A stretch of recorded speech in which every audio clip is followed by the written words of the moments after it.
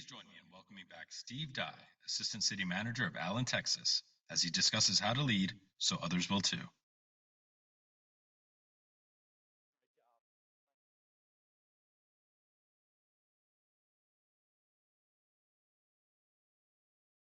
Man, you guys look really familiar. It's like deja vu. I felt like I was here before.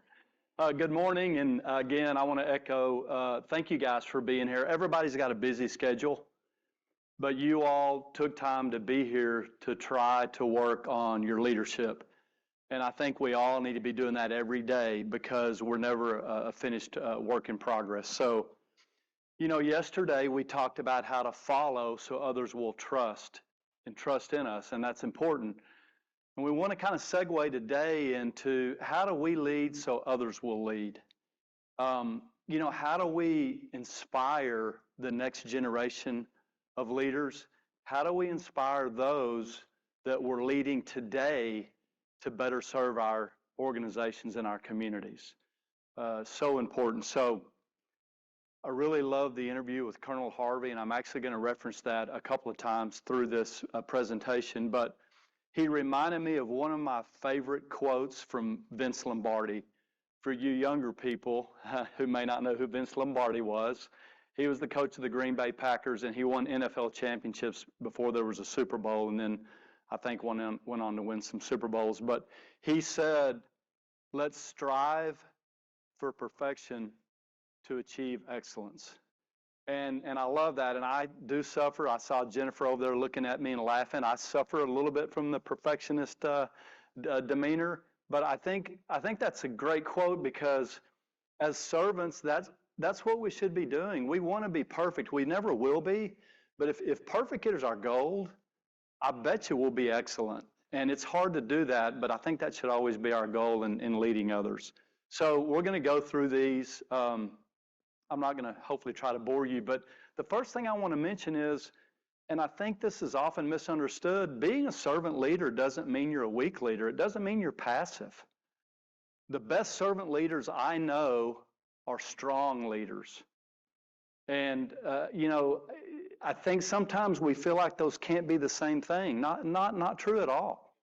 I think sometimes when we're strong leaders with strong personalities, we do have to watch a few things about what we do, and we'll talk about a couple of those.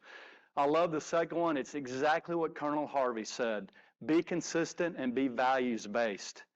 I love that he said that because my favorite leaders, and I tend to look at people that have actually led more so than people that just write books about it. I want to see people that have been there, been in the fray, been in the fire. How did they respond?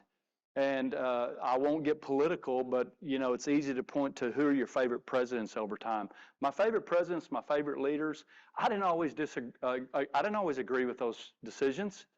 I don't always agree with my leaders that I try to emulate, but the one commonality that they all have for me is they have a set of values that they refused to compromise. Bingo. I will mention one by name, George W. Bush. I've had the opportunity to meet him a couple of different times. Unfortunately, after the officers were murdered in Dallas, our department helped provide security for the president, the vice president. I met him then. I met him another time. He adhered to a set of values. So even if you didn't agree with his policies or his decisions, that's just one example of somebody that this is my value. I'm not going to compromise on it. And I want you all to have that same set of ethical values that you're just not willing to compromise on.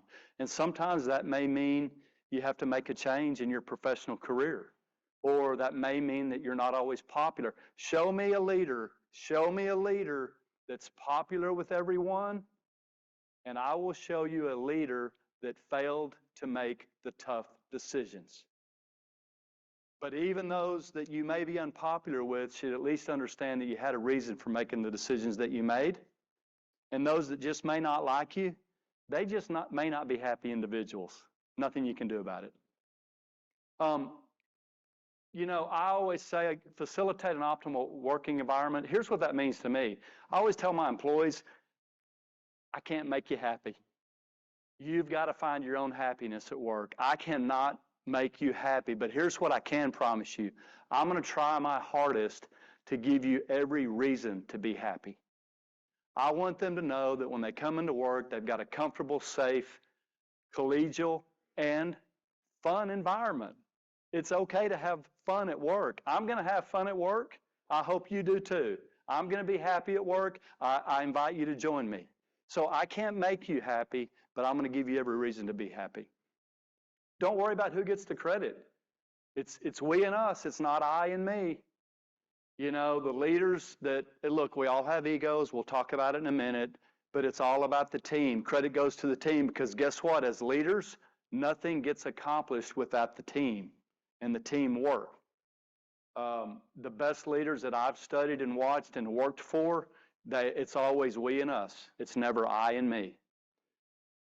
Focus on your employee wellness. This more so than ever in this stressful environment, politically and certainly in public service. Every job has its different stressors. We talk a lot about public safety. That's mainly where my background is, but there's stress in every aspect of public service. So let's focus on their wellness, not just physical and mental, which we know. Do they have some spiritual wellness in their lives? Do they see a broader purpose for their service? Financially, are we helping educate them on financial health? You know, as a young cop, I had to work 60, 80 hours a week just to pay my bills. True story. My wife stayed at home with our daughters. I had to work 60 to 80 hours a week just to pay my bills. Well, you can't tell me that when I'm out there in a pretty dangerous environment that in the back of my mind, I'm not thinking about how I'm going to pay that house payment or that rent payment, right? So financial wellness is another aspect that we need to be focusing on in addition to mental, physical, and spiritual, because if our folks that we lead are not healthy and whole, they're not going to be able to provide that best level of service to each other and those that they serve. Treat everyone fairly. This is just my opinion. You may disagree with it, and that's okay. I treat everybody fairly, but I don't treat everybody the same. And I'm very open about it. And here's where I learned this. I saw this throughout my career when I was at the line level. I became an assistant chief at the Garland Police Department. Back then, you had an accidental discharge, which means you accidentally fired your weapon. You weren't supposed to be firing your weapon. It was an automatic 1 day off. So I was an assistant chief. I was fairly new. We had a tenured SWAT officer, outstanding SWAT officer, serving a murder warrant, had an accidental discharge. Came before us, 1 day off. I argued for him. I said, Chief, when we're at the range and we have an accidental discharge, absolutely day off. But this is a high-stress environment with someone who has been an outstanding SWAT officer for years. As a matter of fact, he's so upset about this, he wants to get off the team. He's already punished himself because he's a great employee. Why in the world would we give him that same day off as somebody that wasn't paying attention at the range? Because I worked for a great leader, he listened to me, we did not give that officer a day off. I treat everyone fairly, but I don't treat you the same. What were you doing when something happened? And how do I situationally, as a leader, look at the details of that incident? How do I treat you fairly while actually looking into what happened in that particular case or that particular aspect? You've got somebody falling behind on their work. Well, maybe they're up all night because their wife is going through chemo. You're going to treat them the same as the person that's just kind of lazy? I hope you don't. Inspire others. You know, whatever you all recognize is going to get replicated. It's very simple. And if you don't understand what I'm talking about, those of you that have kids, raise your hands if you've got kids, okay? Oh, raise your hands if you don't have kids. Okay, y'all have money. We got it. So when you've got kids, let me tell you, whatever you say goes in this ear and out the other. But whatever you do, they're going to do. You can tell them all day long to wear their seatbelt, but if you're not wearing your seatbelt, when they grow up, they ain't going to wear their seatbelt. So what gets recognized gets replicated. My goodness, make a decision. Have we all worked for that leader? What do they say? Paralysis by analysis. Please don't be that person, because when I follow leaders and when I work for leaders, That leader's the one that, oh man, it really gets to me. Discern the information, take input from your team, make a decision, even if it's a bad decision, please make one, because your team is waiting on you to make decisions. And I got another little idea. That's probably what you're getting paid to do. Make a decision, because what? Who's a leader? Who's a formal leader in here? Who supervises other people? Raise your hands. Okay. Did anybody make you take that promotion? No. You know, I always tell my assistant chiefs, hey, nobody made you be an assistant chief, so now you're in the big leagues. We're going to roll with it. We're going to be high speed, low drag. So nobody made you take that promotion, and one of the reasons that you took it was the organization was counting on you to make decisions. So please make decisions. Be creative. My goodness, we talked about it yesterday. Anybody can process the work. Have some ideas. How do we make things better internally for our employees? How do we make things better internally for those that we serve? Be creative. Think of how do we, I want you all to do something. Please try this. It's worked for me for years. My calendar is just like your calendar. It gets filled up with meetings all week, all the time. You know what I've always done? And I think, I don't want to give her credit if she doesn't deserve it. Just kidding, Jennifer. I think I may have gotten this from Jennifer Fadden. I take time every week, at least 1 hour every week, to not be in a meeting, to just think about how can we do things better? How can we better serve each other? How can we better serve? What are some innovative ideas? At least 1 hour a week. I'm not in a meeting. I don't have anybody in my office. I take time to think. Please do that.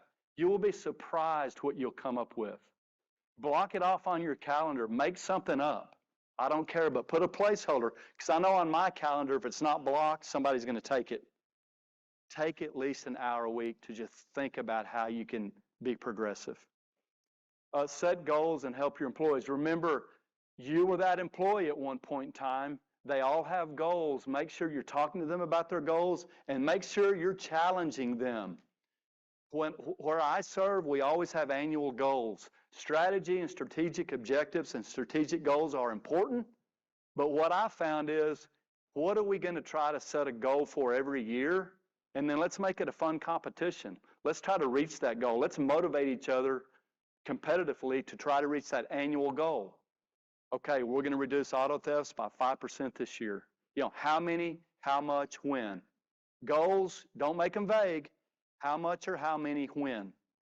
And what I found is those 5-year strategic plans change after about year 1, but an annual goal for every work group, it makes it fun, it makes it competitive.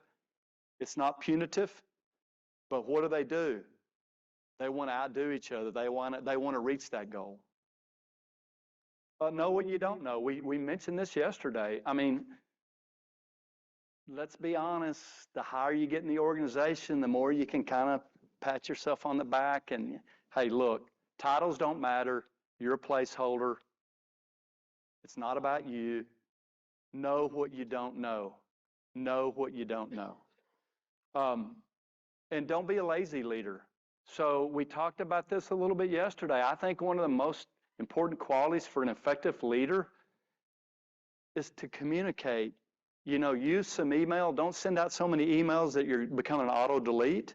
Use your email. Have in-person meetings. Get out of your office. It's tough. Everywhere I've served, starting as an assistant chief in Garland, I always met with my employees face-to-face at least once every quarter. Every employee. Okay? I had 2,000 employees in Grand Prairie. That's not easy. How did I do that? Well, I had, 9 to 10 different meetings.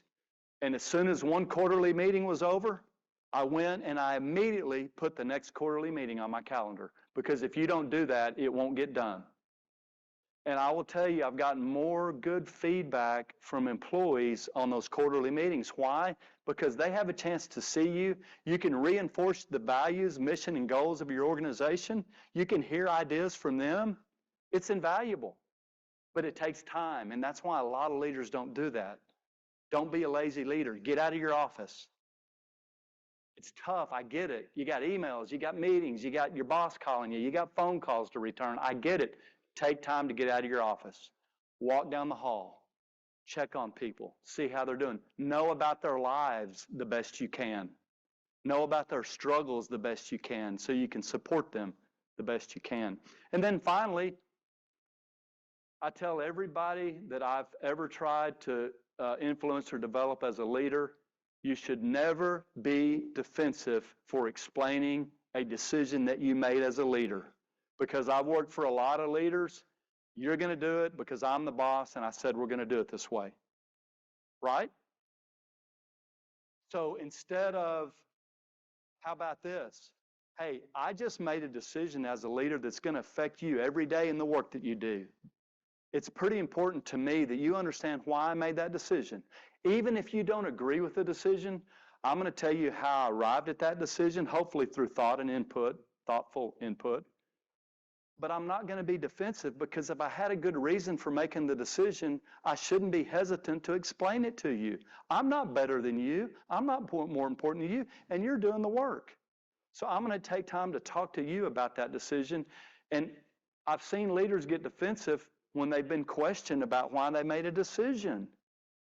Hey, you serve the organization. You serve those below you. And if you're defensive about explaining that decision, it's probably because you didn't put the proper level of attentiveness into making that decision. You know, the other thing that I like, I call it my 99-1 rule. I would sit in roll call as a cop. They'd come in with some policy change. As they're reading the new policy, we all knew whose name was on that policy, right? We all know who screwed something up in the pursuit, and now it's the die policy, now. And I never understood. Okay, now we've got a policy that's more restrictive for me, and now I can't do this. And guess who suffers? The community, because now I can't be the cop that I wanted to be for the community because I've just been restricted because old Joe over here screwed something up. So how about this? Let me pose this to you. I call it my 99-1 rule. When a mistake is made in your organization, how about we fix the one that made the mistake and not punish the 99 of the other 100 that didn't make the mistake? So you got 100 great employees, one made a mistake, you're going to implement a policy to fix the one, and now you're going to restrict the other 99 in their ability to serve. That's lazy leadership. Because it was easier for that leader to just enact a new policy because I don't have to worry about another headache because now they can't do this to potentially violate the policy.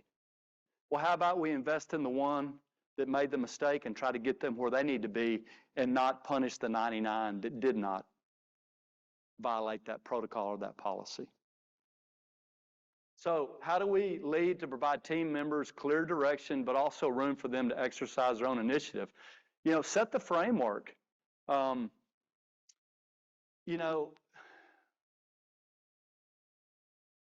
talked about it yesterday. Try to get everybody to understand what is our why, what is our purpose. Not just understand it, but buy into it. When I took over the Grand Prairie Police Department in 2011, they were a great department at responding quickly to calls for service and enforcement. They were great at putting people in jail, writing tickets, and getting the calls quickly, okay? That's a traditional aspect of law enforcement that's very important. But what I started talking to him about is, hey, how do we want to see ourselves? Let's talk about that. I didn't come right out and say what we needed to do. I said, who do we want to be? We started working together on a mission statement. We started talking about our values. And what we decided is, hey, how about we look at ourselves as problem solvers focused on quality of life? In lieu of just the traditional policing, how about we look at ourselves that we're going to be a problem solver that's going to be focused on every aspect of quality of life in the community? Here's what changed. All of a sudden, as we started believing in that purpose and that why as a collective group and pulling together, we got a lot better at everything from changing the flat tire to catching the murder suspect, because we looked at it as the community priorities for the betterment of their quality of life. Let me ask you something. For my first 15, 20 years, I'll tell you this, in law enforcement, let me ask you something. If I saw somebody with a flat tire, I rolled my eyes. I'm like, oh my God, I've got to pull over and help them change that flat tire because I'm from Claude, Texas, and I know how to change a flat tire. And these people in the city don't know how to change a flat tire. I'm just like, oh, because, hey, man, I need to be out catching the bad guys, okay? If your 17-year-old daughter has a flat tire on a busy roadway at 10 p.m., as a father, it's pretty important to me. How is that any less of a priority than catching that murder suspect? Think about it. That's a quality of life issue. The community sets the priorities, not us. And if we think of problem solving focused on quality of life, we defer to the community to understand their priorities, and guess what we get good at? We get good at everything because it's no longer about what we think is important. It's about how do we best serve our community. Don't back down from being, this one's tough for me. This one is tough for me. Don't back down from being a strong leader, but resist the urge to lead everything. Know your weaknesses. This is one of my weaknesses. I just want to lead everything to get it done and move on to the next thing. That's not the best way to do things, and I have to know that about myself. You've got to let others lead. Sometimes it's going to take longer. Sometimes they're going to fail. We'll talk about that in a minute. But you can't lead everything because why? Because you're not doing them any favors in developing their skills, and you're not doing the organization or those you serve any favors because you know what's going to happen? They're going to come up with ideas and things in which to employ that decision or that initiative that you didn't think of. They're going to come up with ideas that you didn't think of. So you can't lead everything. And we talked about this. You got to treat them how you want to be treated because however you treat them, they're going to treat those around them and those they serve. We talked about a little bit about this yesterday. If you're in a bad mood, because you're going to be, because you're a human being, if you interact with them and you're in that terrible mood, they're going to think it's okay for them to treat others like that. Trust me, they will. It's very much like parenting. Leadership is very much like parenting for those that are parents. So how do we avoid, doing their jobs for them? Well, okay, how about we lead by example, but we don't do the work for them because let's just talk in practical terms. If you're trying to do the work for them or lead and do everything, you're much less efficient as an organization. If you're going to do that, why do you need them? And then if you're going to use them appropriately as your subordinates, you can have time to do other things that you need to be doing. I see this happen in a lot of organizations to where those below the leader just, tell me what to do. Okay, I'll do this. Okay, now next, I'm done. Tell me what to do. Okay. Do you think those people have the same level of pride, enthusiasm, motivation in their careers? No. They're just following simple instructions. Let them go out and have an opinion, have some initiative, have some thoughts. Let them put their spin on it. And then I would feel guilty when I first became a leader at the upper executive level. I would feel really guilty about always delegating work. I grew up on a farm and a ranch, and I was taught a really good work ethic, and I felt it just didn't feel right. Now, of course, when I got to Colleyville, I was so lean over there, I had to do everything, right, Jennifer? Just kidding, Hillary. By the way, Hillary, one of the best compliments I ever got, Hillary Ray is sitting over here. She's assistant chief of the Colleyville PD, and she was a sergeant and then a lieutenant under me. And I'll never forget Hillary. I hope you don't mind me embarrassing you. Hillary walks into my office one day. I'd been chief about a year. She sits down. She's a great employee. We started talking. She said, Chief, Hillary, I hope you remember this. She goes, Chief, the first 6 months you were here, I thought you were going to kill us. But then I realized that was the pace we should have been operating at all along. And Colleyville has a great police department, but I do think that I challenged them at times. We were looking for someone who tried to blow up a lady, and it ended up being her estranged husband. And I'll never forget Hillary. We'd been there pretty late, and Hillary walks in and says, okay, I guess we're going to wrap it up, and I'll see you back in the morning. I said, Have we caught the suspect? No, Chief, we haven't. I said, well, then we're not going home. And because of their tenacity and working through the night, we did catch that guy who was getting ready to leave the country, and they were able to successfully prosecute him. So, you know, when I delegate now, I call it meaningful delegation. I delegate, but I try to take a piece in the work. Like, hey, here's what we need to do, gang. Here's what I need you guys to do, but here's what I'm going to do. Let me take a part of that. As a leader, I think that's a leadership opportunity, but it shows them I'm willing to roll up my sleeves and help you a little bit, right? And it doesn't always have to be significant, but take ownership in that project and try to have some aspect or part in that, even if it's resourcing other references for them. Do something in the way that you show them I'm part of the team. And that, to me, that's meaningful delegation. Know your people. Not everyone is like you. We've talked about differing worldviews. People grow up differently. They have different experiences, different backgrounds. Not everybody is like you. Hey, that's a good thing. Diversity is awesome. Diversity is not just about race. It's about opinion, culture, upbringing.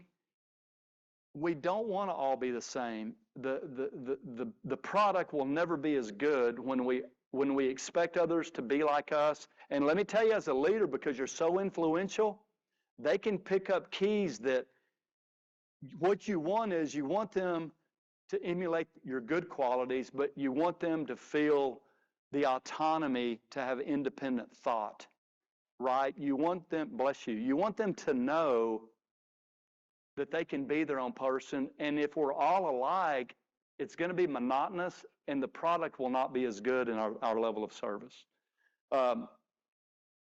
Failures, I've been around leaders that they just give everything to a subordinate. Hey, do this, and I don't subscribe to that, because you do need to have some level of oversight throughout that delegation or that project or that work product, because they could potentially have some level of catastrophic failure.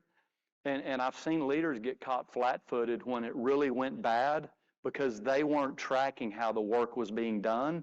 So you do need to stay engaged. And I tell all young leaders that work for me this: trust but verify. Trusting but verifying does not mean you're micromanaging, because ultimately, let me tell you who's responsible for the work ultimately in the police department when I was chief, or in city government when I was city manager. You know who's ultimately responsible? Me. You're darn right I'm going to keep my nose in the tent, and I'm going to know what's going on, but I'm not going to tell you how to do everything, and I'm not going to be checking over your shoulder every day, but I'm going to be checking in. Do you have everything you need? How are we doing with that project?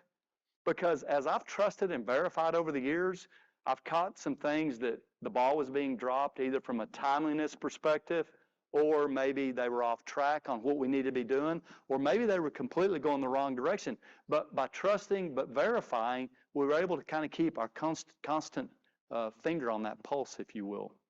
Don't feel bad about that, because ultimately you're responsible as a leader for that work product. And then advice for the leader who's afraid to give authority to others to exercise leadership. Colonel Harvey said it: be confident. He exuded confidence. I love that. He did not exude cockiness, in my opinion. All of us have an ego. If you're a leader, if you're a formal leader, you've got some level of ego. Control it. But confidence is not only important in getting the job done, but you want those that you lead to see that you are a confident leader. They want a confident leader. They want somebody who can make decisions, who understands and can articulate the desired direction, our purpose, our why. They want confidence, not arrogance. Don't back down, like we talked about, from being a strong leader, but don't try to do everything yourself. You need the force multiplication of those bright minds of those that you lead. And then this is really, really important to me. My first meeting with my new city manager in Grand Prairie in 2011, I'm going through my top priorities, and I tell Tom Hart, that one of my priorities was succession planning. He said, Steve, you just got here. I said, Tom, we're in a civil service environment. It could take me years to develop the next chief. I want to know that when I leave this organization, you have multiple opportunities to have your next chief of police. I owe that to the people I serve, both internally and externally, that I develop the next chief. It will be one of my day one priorities in Allen. How do I develop the next chief? Because it's not about us. We're placeholders. It's about service. And if you love your community or organization and the people that you serve, then you owe it to them to develop your next leader. Quick story.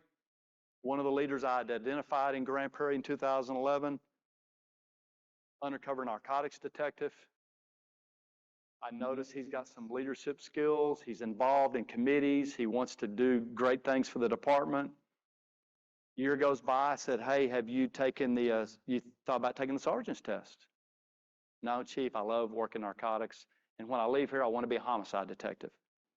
Year goes by, another year goes by, we put him in homicide. He's doing a great job. About year 3 or 4, I check with him, hey, how are you doing? Doing great. You thought about taking the sergeant's test? Because in my mind, I know where I'm going. He just doesn't know where I'm going, right? Chief, I love solving murders. Another year goes by. Hey, man, how are you doing? You thought about taking that sergeant's test? Chief, I love what I'm doing. I said, take the effing sergeant's test. True story. That individual is Daniel Sesney, who's now the chief of police in Grand Prairie. It took me 8.5 years to get him ready. 8.5 years. I withdrew. I was a finalist for the Dallas Police Chief's job a number of years ago. One of the main reasons I withdrew as a finalist, I didn't have my next chief ready in Grand Prairie. It was that important to me to take care of that organization who had treated me so well so they wouldn't have to go outside for the next chief, right? That's the love of the organization that I had, and I hope you have. So it's never too soon to start developing leaders. You guys have been a pleasure to speak before. Like yesterday, I know a lot of this is probably common sense, but I think it's good for us to revisit and have some reminders to help us. It's always good to refresh. And then if you've gleaned any new ideas, great. But I think it's good, it's healthy for us to talk about this. So we're getting up on the time, but are there any questions that I could answer for anyone?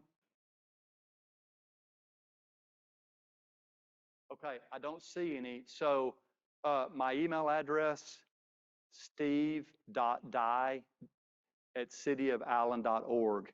If I can ever be of assistance to any of you all, please let me know. Your communities, your organizations, the people that you work around and you work for and with and that you lead, thank you for what you're doing to develop your leadership skills in this conference, because it is so important to all those groups. And what will happen is the better leader that you become, the more fulfilled you will be professionally, and the better family member you'll be for your family. So God bless you all. Thank you so much.